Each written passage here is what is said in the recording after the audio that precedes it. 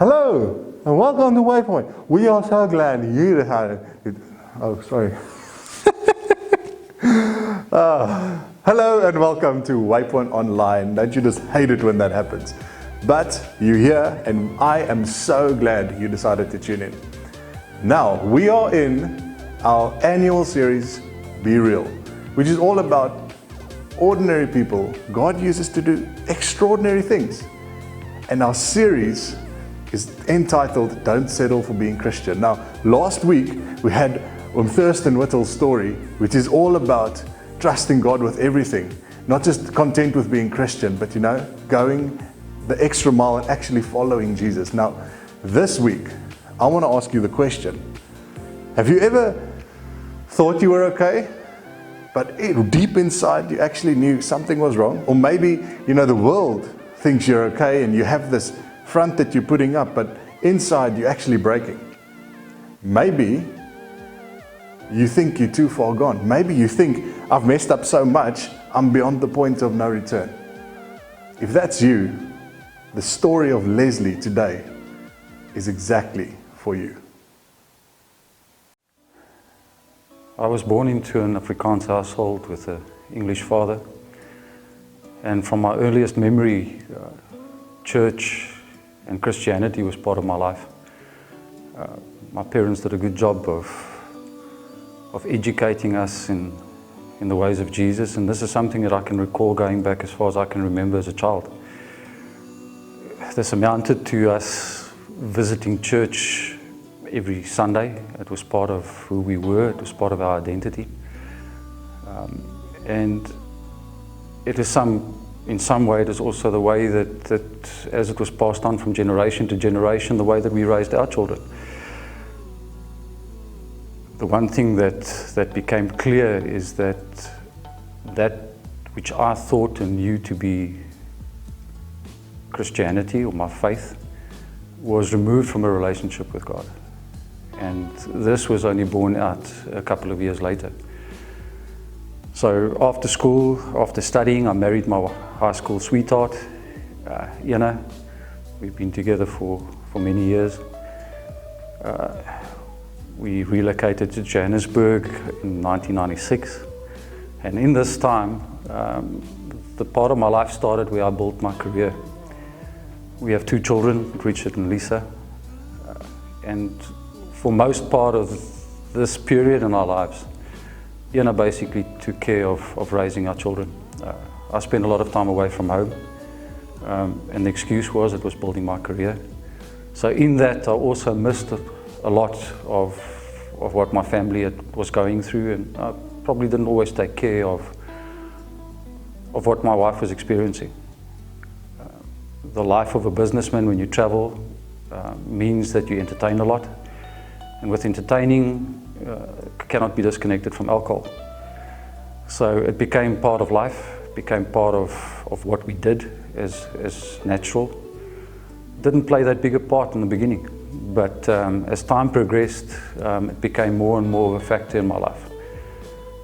I never saw myself as a person with a drinking problem, and certainly not something that anybody else would point a finger at. But in hindsight, I became a binge drinker because it became a coping mechanism. And something that until somebody points it out to you, you don't recognize. By 2008, I built a successful career, started a new business for a French company, which I still work for today. And life was good. Generally, everything that we could have wanted in life, we had it. We didn't lack for nothing. We did the same as the way that I was raised. We took our kids to church. They went through Sunday school. So we repeated exactly what we'd been through because it was the right thing to do. The one thing that now stands out is the fact that I was so lost at that time and I didn't even realize it. That which seemed normal, sitting in church on a Sunday morning with a hangover, the crude jokes, the language that went around with that, something at the time didn't even bother me because I was okay. I'd given my heart to Jesus when I was in high school, and therefore I was okay. I didn't understand what relationship meant with Jesus. I didn't understand grace the way that I do today. I would read my Bible, close it, and by the time I walked out of the room, I would have forgotten what I read. That all changed in 2008 when my life came crashing down. I suffered from burnout. That's how it was diagnosed. Started getting panic attacks to the point where, and those people who don't know it, who haven't suffered panic attacks, the first one you think you're having a heart attack, so you drive yourself to casualties. After going through these multiple of times, I was diagnosed with burnout and depression. And the next couple of months was finding the right medication to work with me. The first one didn't. In actual fact, after the first 2 days of medication, I wanted to kill myself.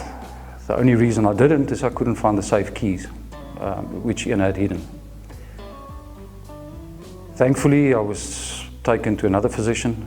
I was put on different medication, and life returned to a semblance of normality, what we would call normal. Only this time around, I became one of the most jovial persons in the world once you've added alcohol. Alcohol and this type of medication don't mix, clearly. Only problem with these is I would suffer from blackouts, so the next morning I wouldn't even remember what happened the previous evening. This all changed within the space of a year to 18 months. I met a friend who's today is a mentor of mine at a mutual friend's child's birthday party. And there was just something different about him. The way that he carried himself, the way that he would speak was just different. I didn't get it at first. This person invested in my life for 2 years unknowingly. And I know that he carried me in his prayers. What I didn't realize is that in this time, he was loving me.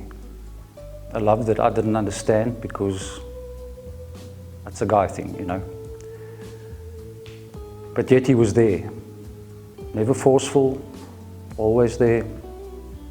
Plenty of coffee together, just a phone call, how are you doing? And in this time he invited me to go to Mighty Men with him. For the first 2 years, I always found an excuse. In this time, my relationship with Richard, who had since graduated from high school, wasn't always in the best. 2013, I remember the end of 2012, sitting at a braai the December evening, and I said to Richard, we're going to Mighty Men next year. And it could be quite difficult at the best of times, and that's just the relationship at that time. He never even once argued or questioned, which he normally did. He just said to me, yes, Dad. So 2013, Mighty Men in the Karoo and Jannie Moorman's farm. What an experience. The Saturday evening when Johnny Lowe's message reverberated through that veld, something stirred up inside of me that I recall feeling a long time ago in my first youth camp in high school. And I recognized it as a touch from Holy Spirit. And myself and Richard stood up and rededicated our lives to God on that evening. And then this journey started. A lot of questions. I learned that I needed to go and ask for forgiveness and also to forgive others. And making restitution and going back after that weekend and sorting out problems, I didn't know how. Sometimes I didn't want to know how. But I did. It started with Ian. It started with years of verbal abuse after drinking too much. Most of the times I couldn't even remember. It started with friends that had been friends with me for a long time, where the relationships had just soured. So I took it upon myself to ask for forgiveness and to move on. But the one thing I realized over a period of time is that the person I found the most difficult to forgive was myself, for everything that I'd done. My failures, not being there for my children, everything said and done in moments that I couldn't even recall, and the hurt and the damage it caused. But you see, if you can't love yourself, how can you love others? How does God love you? What I've learned over the past couple of years, and what God's still busy teaching me, is that His love for me is unquestionable. His grace extends beyond anything that I could have done, potentially can still do in future. But I also know that it's all about relationship. I know that it's about Him. I know it's about spending time with Him, sitting at His feet. And then the realization that, you know what? His grace means that that grace gets extended to other people. People that I've got no parallel with. I've got nothing in common with Him.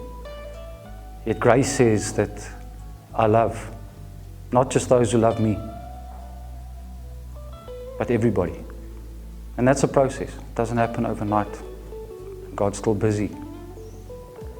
But the fact remains is that love that God has shown me, to be able to extend that to people that I meet, to live with open hands where it's not about myself, it's about others. This is something that nobody can explain to you, that once you step into that, there's nothing that beats it. We can only love as Jesus has shown us. Jesus never once took it upon Himself to sort people out, to do what we so easily want to do and hurt people with our words. He never did that. He came and changed everything. He came for sinners.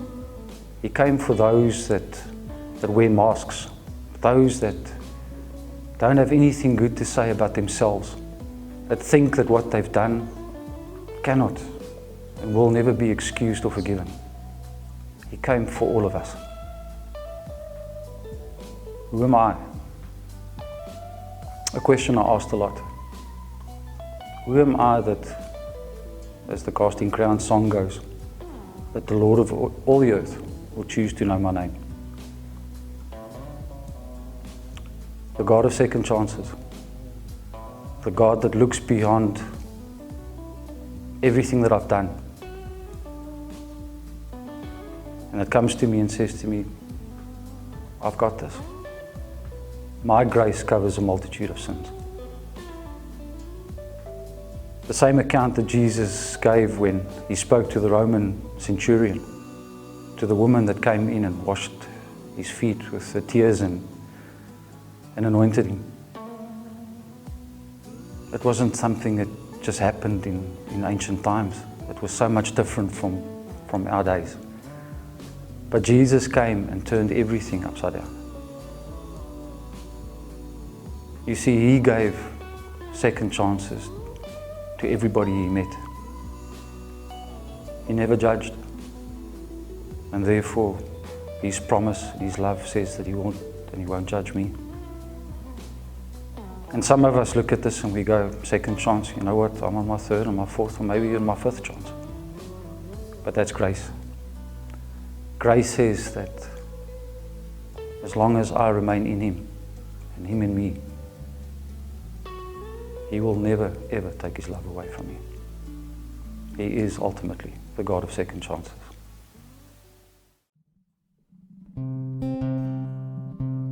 My future hangs on this. You make preciousness from dust. Please don't stop creating me. Your blood offers the chance to rewind to innocence. Reborn, perfect as a child. Oh, your cross, it changes everything.